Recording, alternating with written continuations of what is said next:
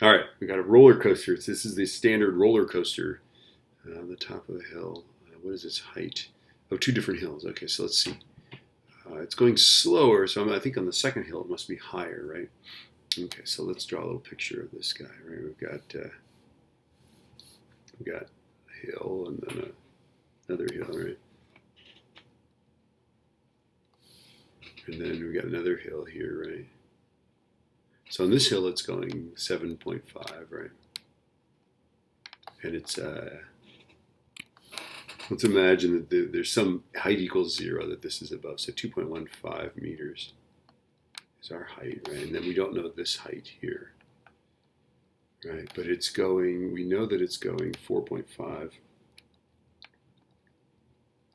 on the second hill, right? Okay. So neglect friction, of course, right? We wouldn't necessarily neglect friction. All right, so here it's on a hill, right? So we have mgh, it's moving, so we have 1 mv squared, right? So we have mgh plus 1/2 mv squared equals, and then again here it's on a hill and it's moving, so we have mgh, a different h, right? Plus 1/2 mv squared, a different v, right?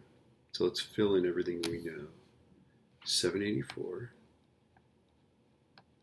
times 9.8 times 2.15 plus 1/2 784 times 7.5 squared equals 784 times 9.8 times h, which we don't know, right? Plus 1/2 784 times how fast? It's going 4.5 squared.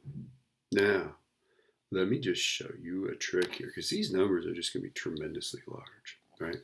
So what I'm going to do is I'm going to divide everything by 784, right? If I divide the left side by 784, I divide this and this.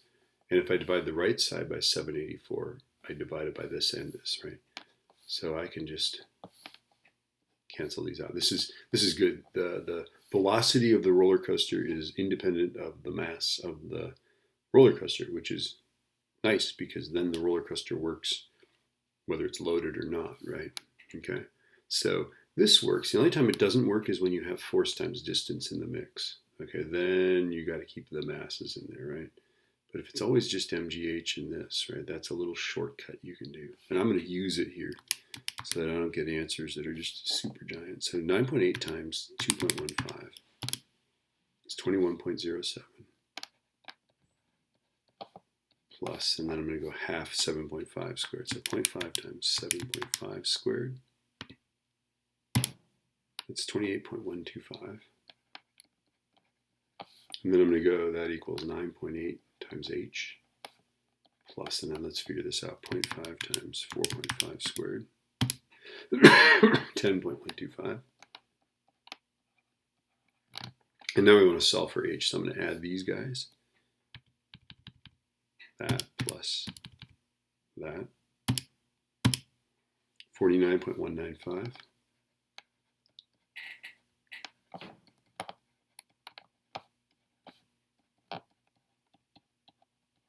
And then I'm going to subtract 10.125. 39.07.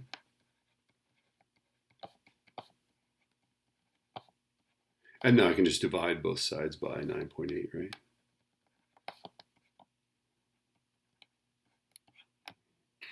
So divide by 9.8. 3.9867.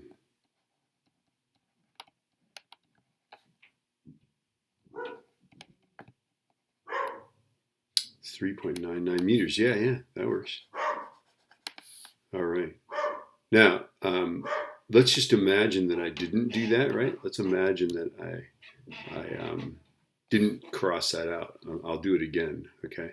So we've got 784 times 9.8 times 2.15 plus 1/2 784 times 7.5 squared, right, is equal to 784 times 9.8 times h plus 1/2 784 times 4.5 squared, right? So now I'm not going to cancel out the 784, and we'll get the same answer. Let's go 784 times 9.8 times 2.15. Only we're getting answers that are like, you know, the age of the universe. So 16,518.88. Right, plus, and then let's figure this out. 0.5 times 784 times 7.5 squared. That's 22,050 equals 784 times 9.8. 7683 H plus, and then let's figure this term out. 1.5 times 4.5 squared. 7398. Okay, and then I'm going to add these two guys, right? So let's do that. That guy plus that guy. Holy cow. Okay, so 38,568.88 equals 7. This is so many more numbers to write down. That's why I like to cancel the mass if I can. Plus 7398. And now I'm going to subtract. I'm going to go this guy minus this guy. That guy minus that guy. And I get 30,630.88 equals 7683.2H. Right? And now I want to divide that. So I'm going to go divide it by. So find that number. It's way too lazy to type it in. There it is. All right. And then I get the same thing. I get H is 3.9867 meters, right? So you can either you can either divide everything by the 784 and then you have smaller numbers to work with, or you can just leave it in. It doesn't matter. Hope that helps.